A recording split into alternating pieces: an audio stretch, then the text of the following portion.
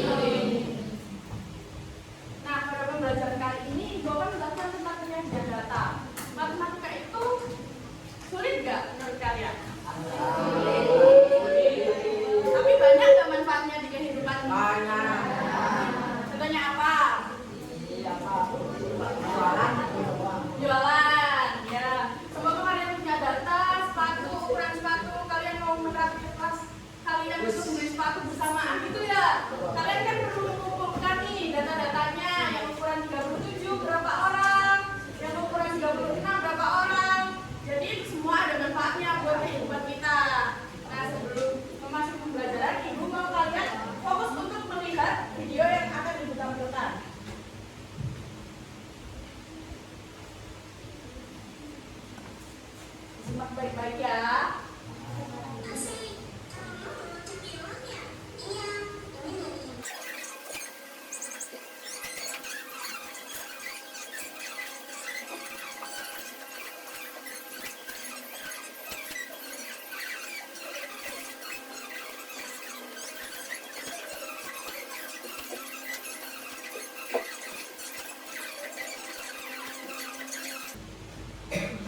Nah, gimana dari video yang kalian lihat itu merupakan cara untuk mengumpulkan data. Nah, sebelum masuk ke pembelajaran ini, Ibu mau membagi kalian ke beberapa kelompok. Jadi kalian nanti kumpul ke kelompok masing-masing ya. Untuk kelompok 1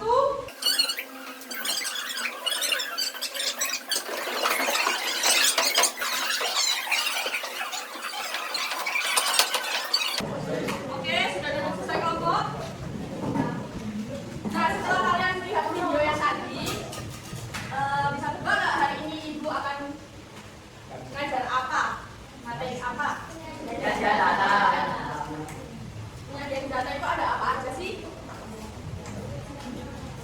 Diagram, benar. Terus apa lagi tadi ya? Tabel. Nah, benar, udah pinter-pinter, udah belajar ya? Nah, sebelumnya tujuan pembelajaran kali ini yaitu siswa mampu menafsirkan data dari diagram garis, diagram batang, dan diagram lingkaran. Yang kedua yaitu menyajikan data dalam bentuk diagram garis, batang, dan lingkaran. Yang ketiga memecahkan masalah kontekstual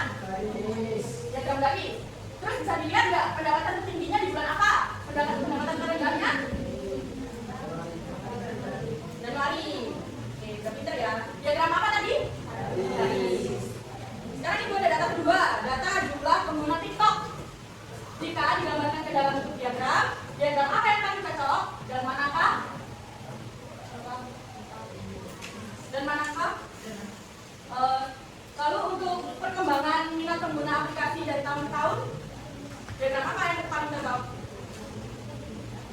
Kalau ada jangka tahunnya tadi diagram apa? Apa? Garis. Untuk data ketiga yaitu data transportasi ke sekolah. Lalu ditanya, gambar di samping merupakan gambar diagram apa?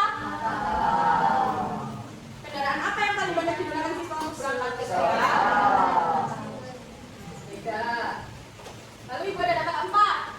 Data hasil penjualan es krim. Gambar apa ini? Bagaimana hasil penjualan es krim dari hari Senin ke hari Jumat? Mengalami kenaikan atau penurunan?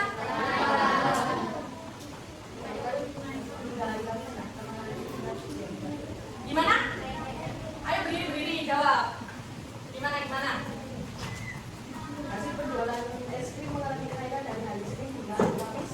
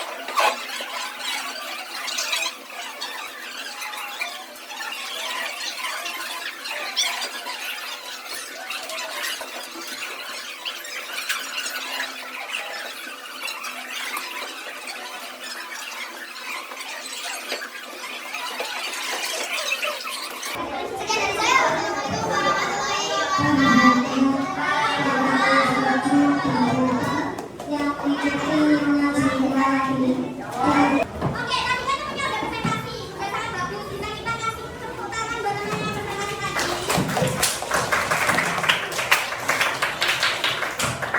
Waktunya udah habis, jadi di sini gua akan menampilkan hasil dari perhitungannya.